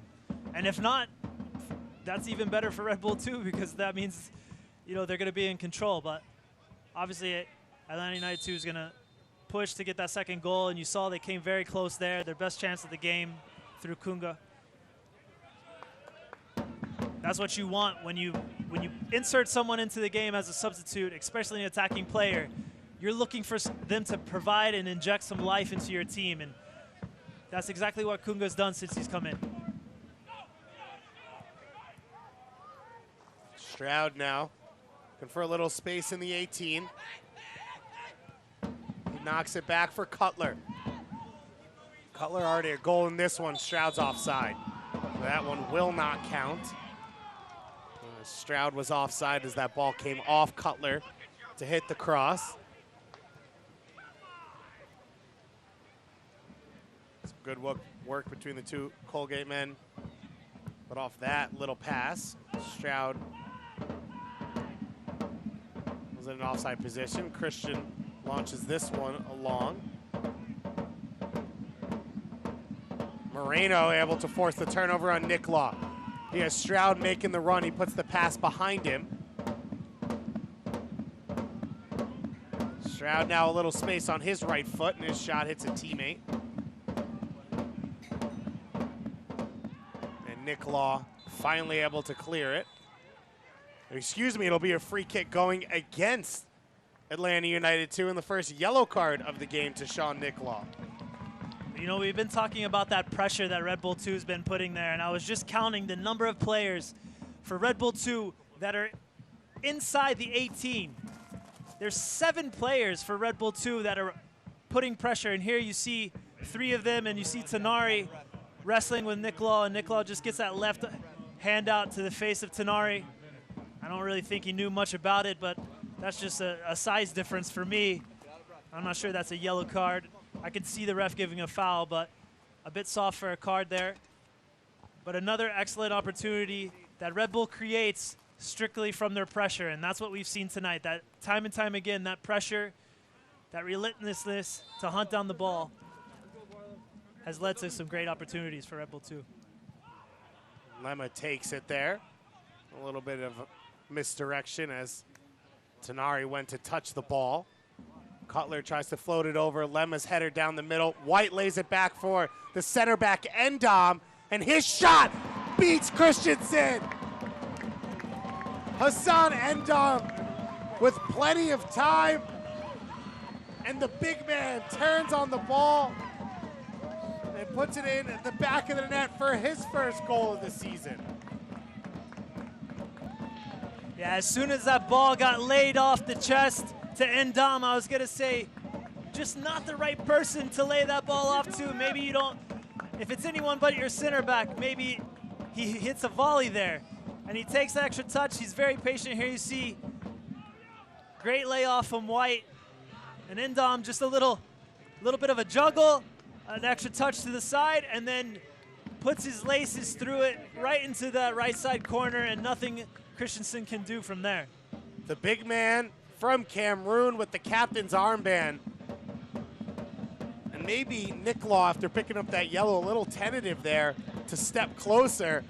Or maybe he just didn't think the center back could hit it like that, and Hassan Endom drilled that one just inside the post. Yeah, but rule number 1 from defending, anytime the ball's at the top of the box and it looks like the guy's gonna shoot, no matter who it is or if you think they can or they can't shoot, you gotta put pressure. And because if you don't, that's exactly what'll happen. If you lay off, you give that 2-3 yards of space, anybody can score from the top of the 18 as a professional. Tom Barlow will check in for Brian White. He gets the assist there off Endom's goal. Hunter, he didn't get a goal himself. We saw him hit the crossbar, have other couple openings, but on the whole, how do you rate his performance? I like what Brian Wright brings to this team because he brings that work rate, and he's that first line of defense, that first line of pressure that you see here from Moreno again. New York Red Bulls soon not taking their foot off the gas. This time, Stroud to the end line for Tanari, and he scores! 2 goals in 2 minutes for New York Red Bulls 2 as they put the final nail in the coffin and take a 5-0 lead. And once again, it's that relentless pressure. Credit to Moreno. He's the one that puts Christensen under, causes a turnover. And then Tenari is there with a great finish, or the easy finish, shall I say. Doesn't get much easier than that. But here you see this was the turnover that led to this run from Stroud, and a great ball back across to Tenari, who's wide open, and an easy finish. But again, it all comes from that pressure. That initial pressure from Moreno leads to the turnover. And then Atlanta United stretched out. They're trying to build out of the back. They can't quite get numbers back, get guys covered, and Tenari finds himself wide open and finds the 5th goal of this game. Atlanta United, too, had conceded 4 twice this season, but they had never conceded 5 in their history. As New York Red Bulls, too, continues to pour the pressure on. Substitution as Lucas Stauffer checks in for Ethan Cutler, who got one of those goals. And you got to say, outside of Moreno's, which was a little fortunate with the touch, they've all been pretty nice goals. Oh, yeah, extremely good goals. I mean, there's and just let's think about all the saves that Christensen's made, right, too, yeah. right? I mean, you gotta give him credit. There's not many times that you're talking about the opposing team's goalkeeper with a 5-0 scoreline. This one alive in the box. Moreno turns on the shot, and it hits off the head there of Kendall Moulin and knocked out. But for this New York Red Bull 2 team, 2 years ago they won the regular season and postseason championship. And when they got up on teams, they really started to roll downhill. Doing a little bit of that here today. Headed away by Cochran. Tavera down the wing here for Stroud. Stroud with the right-footed cross, and that one's knocked away. Hunter, we talked about how do you make sure that there's not a repeat of last week from Louisville where you give up the lead, and looks like New York Red Bulls 2 found a way. Just keep pouring it on in the second half. Yeah, and we saw this earlier in the year when they were playing at Red Bull Arena with Red Bull 2, that when this team gets going and they get those combinations and those runs, and you know, tonight it's not as muggy as it usually is, so I think that plays a part in them being able to have that extra energy to keep applying this pressure, you know, 76 minutes into the game, whereas sometimes you might be a little sluggish at this time of the year. But man, when they're feeling it, especially at home, I mean, they easily can put 4 or 5 away real quick, and Atlanta United has seen that firsthand tonight. So a nice little moment here for Atlanta United too, as Alessandro Castro checks in. Not his first appearance for Atlanta United 2, but his first appearance as a fully signed professional soccer player, as he was signed yesterday by ATL UTD 2. Appeared against Nashville last week for 24 minutes, the Honduran Youth International. And so he gets a chance for about 15 minutes here at the end of this one, in place of Lauren Kisidou, who you have to say was the brightest spot in the attack for Atlanta United 2, although not a lot of opportunities to show himself in this game. Yeah, his opportunities and chances were limited for sure tonight.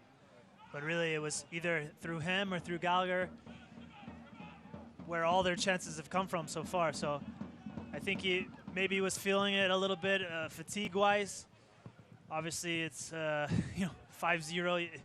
Sometimes as a coach, you make a change just to make a change, to see if you can change something, influence something. But if it was me, I would have definitely kept him on the field. Gallagher cutting into the box. He was active, as you said, in that first half, coming in off the left wing with a couple dangerous shots. Hasn't found the same success here in the second half. And now, Hunter, the big conversation for New York Red Bulls 2 is, how do you get this to go over onto the next game? Richmond Kickers here at home next week, same time, same night. How does this New York Red Bulls 2 team get this performance to carry over? Well, look, I mean, it's cliche, but in sports, nothing breeds confidence like a win. and let alone a 5-0 win where not only have you scored 5 goals so far, but you've played exceptionally well. You've dominated your opponent. So I think there's a lot of things that they'll be able to draw up on film and see with their own eyes that translated in this game that they can apply to that next game against Richmond. Caceres there, having a piece taken off him by Shannon. And Oliver Shannon in that central midfield has just been, as we said, overrun throughout the game. They got a new partner in Gosselin for the second half, but we haven't really seen it affect this New York Red Bull 2 team at all. And then, of course, that press. Yeah. You know it's coming. Why is it so difficult to react to for many teams when you come into the game knowing they're going to press you? Well, I think it's two things, right? When you fall down, your movement off the ball becomes less and less. Stroud now cutting in, looking for a teammate. New York continue to turn the screws here. But when you go down 2-3 goals, your movement within your team becomes far less. It's just there's no rhyme or reason, but that's what always happens when you're losing. Whether you're feeling sorry for yourself, you're frustrated, whatever it is. And so now when you're trying to play it out of the back, your options are limited. You might try to force something, even though you know the pressure's coming, and you're open. So as soon as that ball turns over, now it's easy pickings for the other team. And credit to Red Bull 2 tonight. Their pressure has been fantastic. And I think that pressure, along with that battle in the midfield, which hasn't been much of a battle because they've dominated it, has led to the success that they've had tonight. New York Red Bull 2, it looks like we'll get their first win in over a month. Their second win here at MSU Soccer Park of the season, as they started the year out at Red Bull Arena, as they installed some new turf, as well as a new stand back behind the goal on the left of your screen. They continue to finish off this project of what will be the permanent home for New York Red Bulls 2 in a partnership with Montclair State University. Hunter, you had some flashbacks coming in here for this game as you used to train here when you played on the Red Bulls. Yeah, it wasn't this nice, that's for sure. Yeah, some slight upgrades to the facilities and field by the Red Bull organization to make it the right home for this New York Red Bulls 2 team. Castro cuts back, finds Kunga. Kunga curls it in for Sandoval, who puts it off of Scarlett and into the back of the net.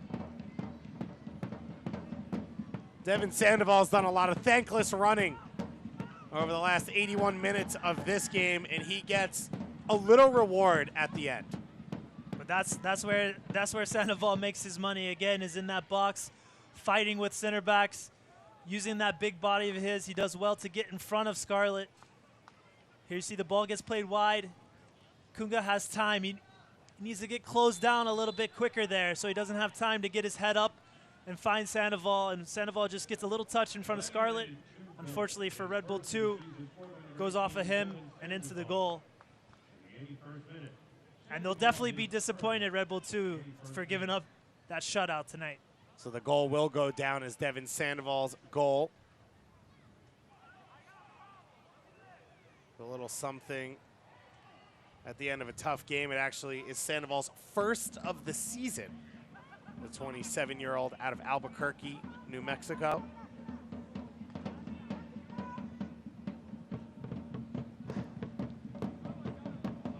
Tavera clips this one forward. Strong tackle through the back of Barlow by Kendall Moulin. He's had a frustrating evening as well. SIU Edwardsville graduate, former stomping grounds of the head coach Scott Donnelly.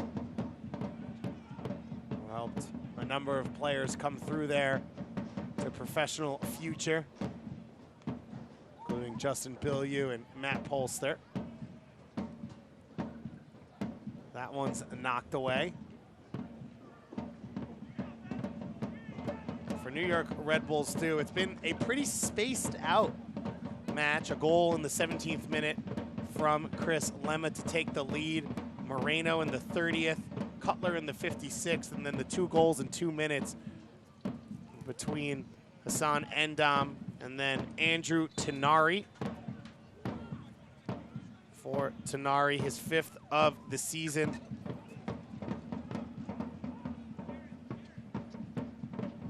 One of the attacking fulcrums for this New York Red Bull 2 team. If you want to watch highlights from every game of the 2018 USL season and bonus content from around the league, you can subscribe to the league's official YouTube channel at youtube.com/USL. Plenty of highlights to watch from this one. The New York Red Bulls 2 have really unleashed now 8 goals in the last 2 games for New York Red Bull 2. Starting to find their feet a little bit after getting shut out here at home by the Ottawa Fury. Another turnover for ATL UTD 2. Barlow chases this one into the corner.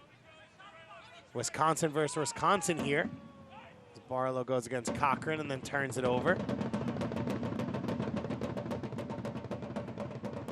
Castro pushes this one wide. Hunter, if you're part of this Atlanta coaching staff, how do you handle coming out of this game? What's your comments to the team? What's your focus throughout the week as you head into that Bethlehem matchup? Well, I mean, obviously first you got to go back and look at the film because the film never lies. It won't be a fun session to sit through, that's for sure, especially for these players and the coaching staff. Barlow charging into the box. Looks to square for Stroud. And it's defended away in the end by Hernandez. But I think they really got to go back and they got to look at their setup there in the midfield and how they approach this game, because that's where, for me, Red Bull, they dominated, was in the middle of the field. And the 2 defensive center mids that Atlanta United 2 had just simply didn't have enough help, and they were outnumbered constantly throughout the game. So I don't know if it's maybe a change of formation or talking tactically to the players, that front 4, you know, the 2 wingers, if they need to drop back a bit more and pinch in. Because Red Bull 2, you know they want to play centrally more than they do wide. And tonight they were able to just do whatever they wanted centrally, 1-2 touch through this Atlanta United 2 team. And it was a tough scenario for Atlanta United 2 in that when they figured out the issue, then they needed to commit numbers forward because they were trailing 2-0. So you don't really have the option to say, let's pull someone off that front line. Let's make it a 4-3-3. Let's give a little bit of help, because they needed to commit numbers into the attack, which ended up making it worse defensively in the end for this team. Yeah, I mean, look, at the end of the day, 5-1 or 1-0, it's a loss, right? So you got to go for the game, and when you find yourself behind, you're going to take more chances, more opportunities, and that's going to leave you more vulnerable in the back. Scarlett's pass is blocked. It landed to Tenari. And then Hernandez makes the interception, coming back to help defensively. Gosselin goes by 2 and then gets pulled back by Barlow. So we have an adjustment here. Atlanta United 2. Lone goal of this game will officially go down as an own goal. So Devin Sandoval still looking for his first goal of the season. But own goal popping up here again and making a big appearance after helping Belgium make their way into the World Cup semifinals earlier today.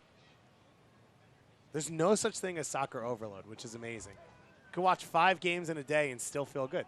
I missed the early rounds just because I could simply wake up, get a cup of coffee, and then just entertain the kids for a little bit, and then the first game's on, and then, you know. You just binge on it. Yeah, that's right.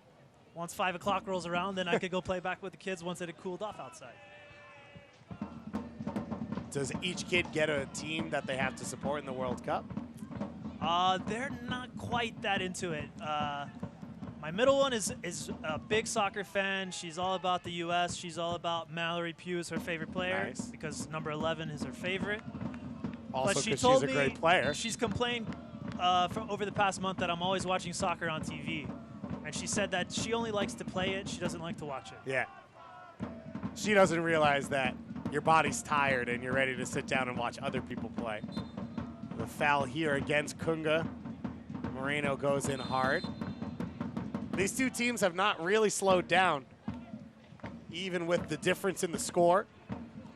We've seen these two teams play it hard through these 88 minutes as far as the sunset. A perfect summer night. A big weekend of soccer here as New York Red Bulls will face NYCFC on Sunday out at the big stadium as Kunga's now put through. Pushed wide by Scarlett, beats him to the end line. And his touch will go over that end line and out for a goal kick. But Kunga shows you there, right? He shows you that little bit of flair, that little something extra that he brings to this team, something that they were missing for most of this match. And although it doesn't come off, his touch is just a bit long. I like to see that in a young player. Even when your team's down, you're still trying something. You're trying to find a way to get back into this match. Kunga, part of 5 homegrown players already signed in just over a year for Atlanta United as a franchise. Of course, Tony Annan coming on board to build their academy before they made their debut in MLS as Cáceres charges forward here. And we've got a penalty kick. We've seen Andrew Kendall Moulin get a little bit more aggressive as this game's gone along, as the frustration has built. And a penalty kick coming here for New York Red Bulls too. And Cáceres does not want to give this one up. He earned the foul, and he wants the goal. Yeah, and again, it's that late run, those 1-2 combinations, and it's Cáceres this time. It's been Tenari, it's been Cáceres. And there you see, he just gives the hip check there at the end, and I think it's the right call. I'm not sure that Cáceres would have got there before Christensen, but just kind of a silly play, probably more frustration than anything from Kendall Moulin. Throws his hip out there, and the referee, credit to him, was in perfect position to make the call. The young Venezuelan in his first year in the United States, looking for his 3rd goal of the season here from the spot. And he puts the right-footed shot right down the middle to make it 6-1, New York Red Bull 2. No questions from Cáceres there with that finish right down the middle. As we've seen a lot of times in this World Cup, down the middle, it seems to be the best place to shoot. I thought he was going to get his first goal from open play there. Again, it was a great run. It's a 1-2 combination. Leads to the penalty. And no question about what he was trying there. Just put full power right down the middle. And you hear in the background the Bulls on parade. And New York Red Bulls, too, have been on parade in this one. A 6-1 lead. If you add the own goal, they've scored 7 goals in this game.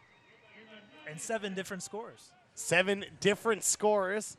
That doesn't happen too often in a high-scoring game, that's for sure. And we said in the first few minutes, some great attack, but not selfish enough from New York Red Bulls, too. And it ended up working out as everyone's gotten a bite at the apple in this one.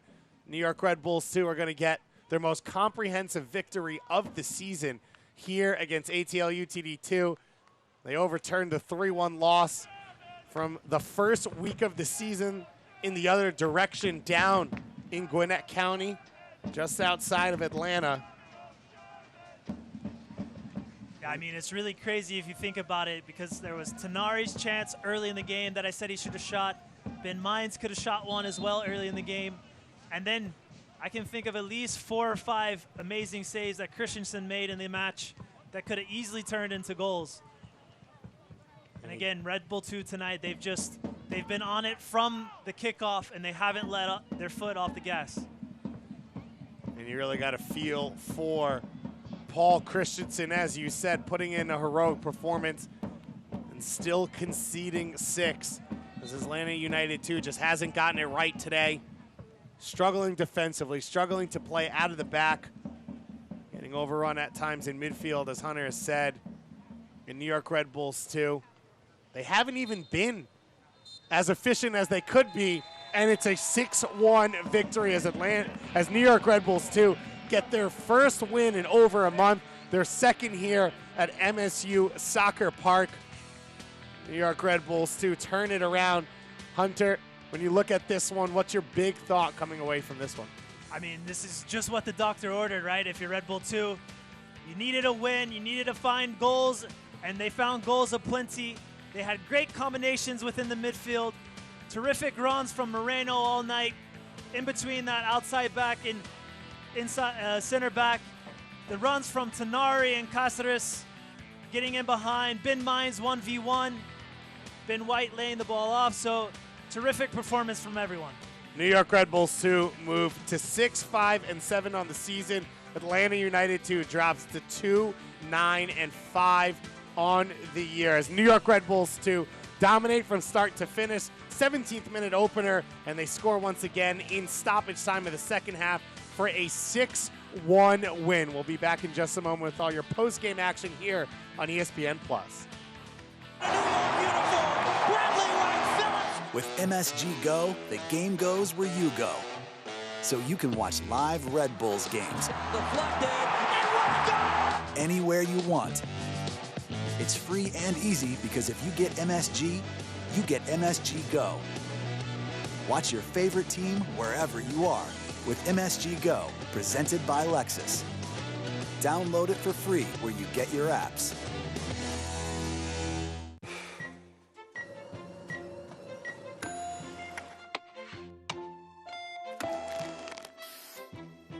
One of the nation's leading heart programs. A shared sense of compassion, innovation, and expertise. Perfectly orchestrated so your world never misses a beat. Hackensack Meridian Health. Life years ahead.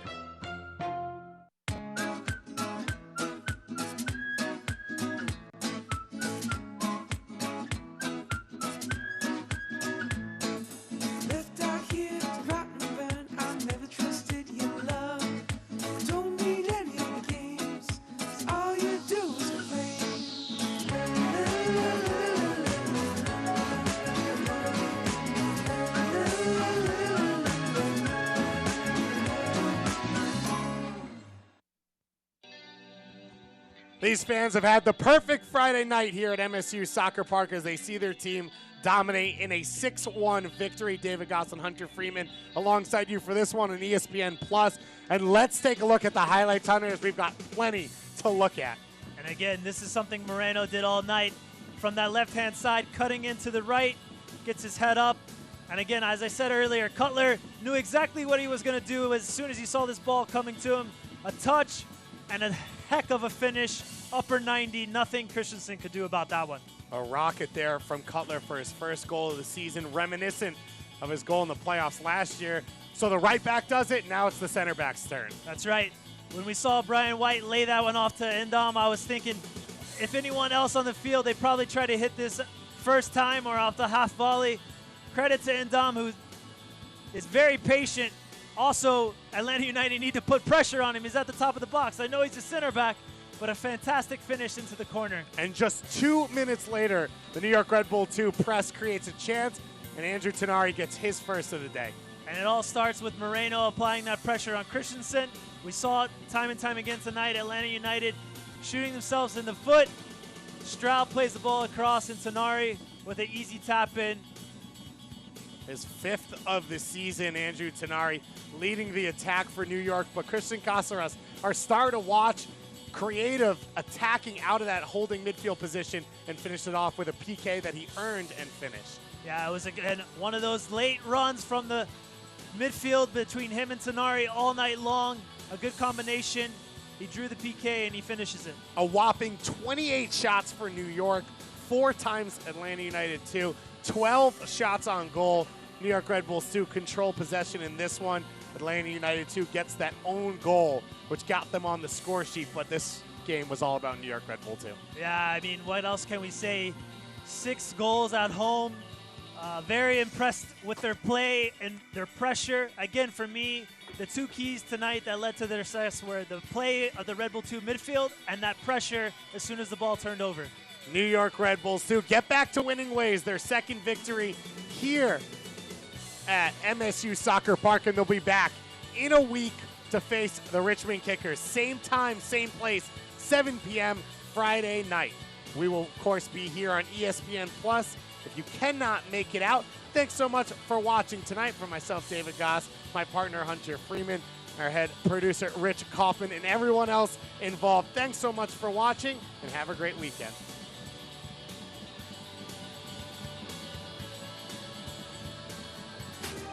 This copyrighted telecast of the United Soccer League may not be retransmitted, rebroadcast, or reproduced without the express written consent of the United Soccer League.